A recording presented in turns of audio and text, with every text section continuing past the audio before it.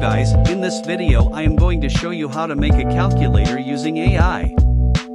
First we are going to open a browser and go to chatgpt.com. Now I will ask it to write me a code of a Python calculator.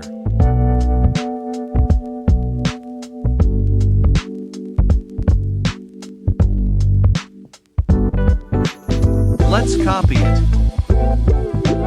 Then I will open idle Python and open a new file.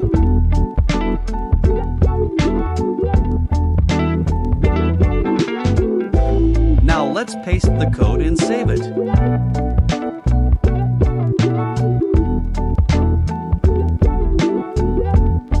After running the code we can use the 4 basic arithmetic operations.